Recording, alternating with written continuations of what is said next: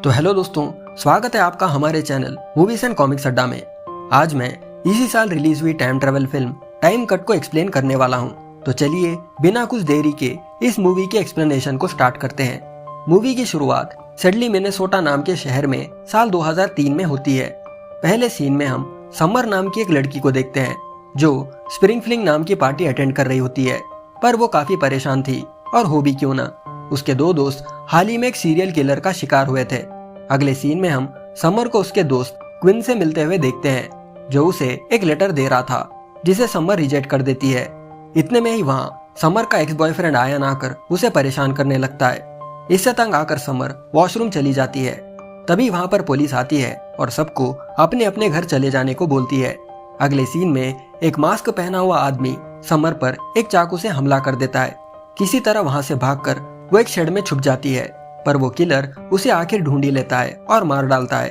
अब scene present की ओर shift होता है, जहाँ पर हम अब 21 साल बाद अप्रैल 2024 में होते हैं। यहाँ पर हम समर की छोटी बहन लूसी को पहली बार देखते हैं। आज भी समर की फैमिली समर को भूली नहीं। हालांकि लूसी समर के मरने के बाद पैदा हुई थी, पर उसे हमेशा से ही ऐसा लगता था कि वो समर को जानती थी। समर के पेरेंट्स ने समर की यादों को आज भी संभाल कर रखा था, यहाँ तक कि उसके रूम को भी। लूसी के पेरेंट्स भी उसे बार बार उसकी बहन से कंपेयर करते थे। लूसी एक एस्ट्रोनॉट बनना चाह रही थी, पर उसके पेरेंट्स उसे भी खोना नहीं चाहते थे, इसलिए वो उसे टाउन छोड़कर जाने नहीं देते। एक दिन लूसी को एक लेटर मिलता है जो किसी धमकी की तरह लग रहा था। सिंस आज समर का मरण दिन था, सारी फैमिली उसी अस्पताल जाते हैं जहाँ समर मरी थी। यहाँ पर सब लोग समर को याद करते हैं, पर लूसी धीरे से वहाँ से निकलकर अस्पताल के अंदर चली जाती है। अंदर उसे एक टाइम मशीन मिलती है जिसे छेड़ने पर वो चलने लगती है, और अब ये मशीन लूसी को 21 साल पास्ट में ले जाती है, वो भी ठीक समर के मरने के 2 दिन पहले। पास्ट में पहुंचकर लूसी काफी परेशान हो जाती है।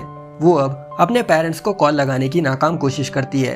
वहां से निकलकर जब वो अपने स्कूल पहुंचती है तो उसे रियलाइज होता है कि वो साल 2003 में आ चुकी है, जहाँ वो समर को भी पहली बार देख रही थी। लूसी अब अपने फेवरेट टीचर के पास जाती है और उससे टाइम ट्रेवल के बारे में पूछती है। तब वहाँ पर समर का दोस्त क्विन भी मौजूद होता है। क्विन अब लूसी को टाइम ट्रेवल के बारे में बताने लगता है, और जैसे ही वो दोनों स्कूल से निकलने लगते हैं, समर की क्लास के कुछ बुलीस आकर क्विन को बुली करते हैं। वो सब उसे तालाब में फेंकने वाले थे। समर वहाँ मौजूद होती है, पर वो कुछ नहीं करती।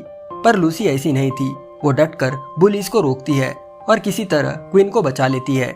इसके बाद लूसी एक रिस्क लेती है और क्विन को सब कुछ सच बता देती है। क्विन को शुरू में लूसी पर यकीन नहीं होता, पर जैसे ही वो लूसी का स्मार्टफोन देखता है उसे यकीन हो जाता है। अब क्विन अपने फ्यूचर से रिलेटेड बहुत से सवाल करता है, जिसके बाद वो दोनों उसी शेड में आ जाते हैं जहाँ से लूसी ने फ्यूचर में टाइम ट्रेवल किया था और जहाँ पर समर भी मारी गई थी। यहाँ क्विन लूसी को वार्न करता है कि अगर उसने टाइमलाइन से छेड़खानी की तो फ्यूचर में बहुत कुछ बदल सकता है। पर लूसी अब क्विन को समझाती है कि अगर उसने कुछ नहीं किया तो उसकी बहन बेमौत मारी जाएगी। अगले सीन में हम लूसी को समर से बात करता हुआ देखते हैं, पर यहाँ लूसी उसे कुछ नहीं बताती। वो अपने पेरेंट्स से भी मिलती है जो ऑब्वियसली उसे पहचान नहीं पाते। उस दिन समर से बात करने पर लूसी को रियलाइज होता है कि जो लेटर उसने पढ़ा था वो समर की क्रश एली ने लिखा था, यानी कि समर एक लेस्बियन थी। यहाँ पर लूसी डिसाइड करती है कि वो समर को सब कुछ सच बता देगी। समर सारा सच सुनकर लूसी पर यकीन कर लेती है। अब लूसी 2003 में पूरी तरह से एडजस्ट हो जाती है। सबसे पहले लूसी उसी शॉपिंग मॉल पहुंचती है जहां पर किलर ने अपने पहले खून किए थे, जिसमें उसके फ्रेंड्स ब्रायन और वैल मारे गए थे। लूसी उन्हें वार्न करने की बहुत कोशिश करती है, पर इसका कोई फायदा नहीं होता। ब्रायन सबसे पहले मारा जाता है और अब वो किलर वैल के पीछे पड़ जाता है। इसके बाद लूसी एक सिक्योरिटी गार्ड को किलर के बारे में बताती है, पर वो किलर गार्ड को भी नहीं छोड़ता। लूसी की लाख कोशिशों के बाद भी वैल मारी जाती है, जिसे क्विन भी अपनी आंखों से देखता है।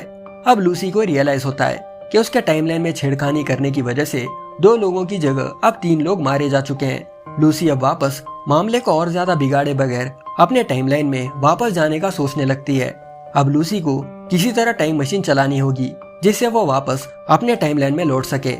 इस काम में क्विन लूसी की बहुत मदद करता है। क्विन कहता है कि इस टाइम मशीन में 2 अलग अलग पार्ट्स है। पहला है एक लेजर जो कि मशीन के अंदर ही मौजूद है, और दूसरा पार्ट है डार्क मैटर जो कि उनके पास नहीं है। टाइम मशीन के अंदर मौजूद कंप्यूटर को खोजने पर उन्हें पता चलता है कि ये मशीन यूएस गवर्नमेंट की सीक्रेट फैसिलिटी एसडब्ल्यू में बनाई गई थी। इसलिए अब ये दोनों डिसाइड करते हैं कि उन्हें एसडब्ल्यू जाकर एंटी मैटर चुराना होगा, वरना लूसी वापस अपने टाइमलाइन में नहीं जा सकती। पर जाते जाते लूसी समर के लिए एक लेटर छोड़कर जाती है, जिसमें वो उस सीरियल किलर की बात रिवील कर देती है जो उसने समर से छुपा रखी थी। लेटर पढ़कर समर लूसी से मिलने आती है। समर को देखकर लूसी को मामले की सीरियसनेस फिर से याद आने लगती है और वो अपना प्लान बदल लेती है। अब उसके लिए उसकी बहन को बचाना उसकी सबसे बड़ी प्रायोरिटी थी। अब लूसी, समर और क्विन सबसे पहले एली को बचाने की कोशिश में लग जाते हैं। वो उसे कॉल करने की कोशिश भी करते हैं, पर इसका कोई फायदा नहीं होता। तभी एली के घर वो सीरियल किलर पहुंच जाता है और उसे मारने की कोशिश करता है। इतने में वो तीनों वहां पहुंचकर एली को बचा लेते हैं। वो सब खुश थे ये सोचकर कि उन्होंने खून होने से रोक लिया। अगले दिन लूसी क्विन की कुछ प्राइवेट चीजों पर नजर डालती है, जिनमें एक लेटर भी था। ये एक लव लेटर था जो क्विन ने समर के लिए लिखा था, जिसे हमने मूवी की शुरुआत में देखा था। वो इस बात को लेकर क्विन को कंफर्ट करती है और उसे बताती है कि कैसे फ्यूचर में उसके पेरेंट्स उसे बात बात पर समर से कंपेयर करते रहते हैं। यहाँ पर लूसी और क्विन आपस में बात करने लगते हैं कि कैसे समर इतने सारे लोगों के लिए स्पेशल थी। इसके बाद लूसी कहती है कि उसे हर हाल में उसके बहन को बचाना होगा ताकि उसकी फैमिली नॉर्मल रह सके, और इसके लिए वो कोई भी कीमत चुकाने के लिए तैयार है। अगले सीन में हम देखते हैं कि क्विन की हैकिंग स्किल्स की मदद से वो दोनों एसडब्ल्यू सीक्रेट फैसिलिटी के अंदर घुसने में कामयाब हो जाते हैं। अब वो दोनों अलग अलग लैब्स में एंटी मैटर को तलाश करने लगते हैं। यहाँ दूसरी तरफ उसी अस्तबल में पार्टी शुरू हो चुकी थी और आज ही का वो दिन था जब समर मारी गई थी। पार्टी में समर को रियलाइज होने लगता है कि आज शायद उसका आखिरी दिन है। ये सोचकर वो एली के पास पहुंच जाती है और उसे अपने फीलिंग्स के बारे में बता देती है। ये करने के बाद समर पार्टी के बाहर आ जाती है ताकि एली सेफ रहे। यहाँ बाहर वो सीरियल किलर उसी का वेट कर रहा था। जैसे ही वो समर को देखता है वो उसका पीछा करने लगता है। इतने में यहाँ दूसरी तरफ लूसी और क्विन भी एंटी मैटर लैब को खोजने में कामयाब हो जाते हैं, पर वहां पहुंचकर उन्हें रियलाइज होता है कि एंटी मैटर तो वहां से कब का चोरी हो चुका है। पास ही में वो एक गार्ड की बॉडी को भी देखते हैं। इसका मतलब ये है कि शायद किलर को उनके टाइम मशीन के बारे में पता चल चुका है। यहाँ समर उस किलर से बचने के लिए एक कोने में छुप जाती है, पर किलर उसे आखिर ढूंढ ही लेता है और जैसे वो उसे मारने की कोशिश करता है लूसी और क्विन उसे कार से उड़ा देते हैं। समर जल्दी से भागकर उनकी कार में बैठ जाती है और क्विन गाड़ी वहां से निकालने की कोशिश में लग जाता है। इतने में ही वो किलर वापस अपने पैरों पर खड़ा हो जाता है और अपना मास्क निकालता है। यहाँ पर हमें हमारे फाइनल ट्विस्ट का पता चलता है। ट्विस्ट ये है कि वो किलर कोई और नहीं बल्कि टाइम ट्रेवलिंग क्विन है, यानी कि क्विन का फ्यूचर वर्जन। वो तीनों भी ये देखकर दंग रह जाते हैं और वहाँ से भाग निकलते हैं। वो तीनों जल्दी से टाइम मशीन के पास पहुंच जाते हैं और वो उसे चलाने की कोशिश में लग जाते हैं। इतने में ही फ्यूचर क्विन भी वहां पर आ जाता है। अब प्रेजेंट क्विन फ्यूचर क्विन से पूछता है कि वो समर और उसके बहन को क्यों मारना चाहता है। वो तो समर से प्यार करता था। अब फ्यूचर क्विन उन्हें सब कुछ सच बताने लगता है कि कैसे क्विन की टाइमलाइन में लूसी एग्जिस्ट नहीं करती, जिसकी वजह से बुलीस उसे रोज बुली करते थे। समर सब कुछ जानती थी पर उसने कुछ नहीं किया, जबकि क्विन को सबसे ज्यादा परेशान उसी का एक्स बॉयफ्रेंड आयान करता था। इतना मेंटल टॉर्चर सहने की वजह से क्विन का मानसिक संतुलन बिगड़ गया और वो एक सीरियल किलर बन गया जो बदला चाहता था। उसका बदला था उन सबकी मौत जिन्होंने उसे बुली किया, जिनमें से समर भी एक थी, क्योंकि अगर वो चाहती तो उसकी छोटी बहन की तरह वो ये सब रोक सकती थी, पर उसने ऐसा नहीं किया।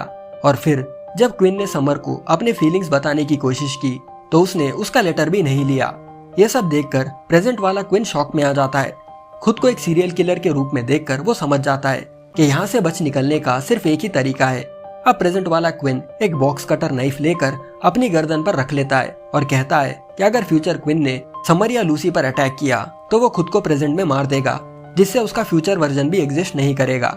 इतने में लूसी को टाइम मशीन ऑन करने का मौका मिल जाता है और अब लूसी और फ्यूचर क्विन दोनों एक साथ 2024 में पहुंच जाते हैं।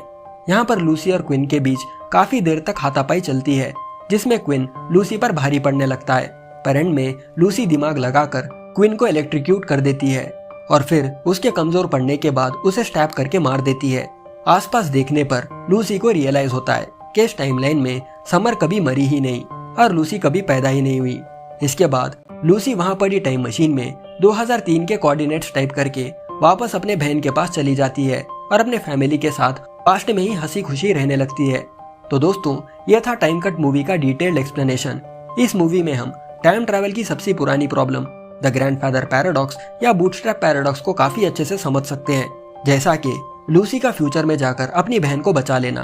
पर ऐसा करने से लूसी अपने टाइमलाइन से ही मिट जाती है। अब मान लो कि आप पास्ट में जाकर अपने डैड के पैदा होने से पहले ही अपने ग्रैंडफादर को मार देते हो, जिससे आपके फादर कभी पैदा ही नहीं होते। और जब आपके फादर ही नहीं होंगे तो आप कहां से एग्जिस्ट करोगे, और जब आप एग्जिस्ट ही नहीं करोगे तो फिर पास्ट में जाएगा कौन। यह है ग्रैंडफादर पैराडॉक्स। तो आज के लिए बस इतना ही दोस्तों। मैं जल्दी एक और बढ़िया मूवी के साथ लौटूंगा। तब तक के लिए bye, take care and thanks for watching.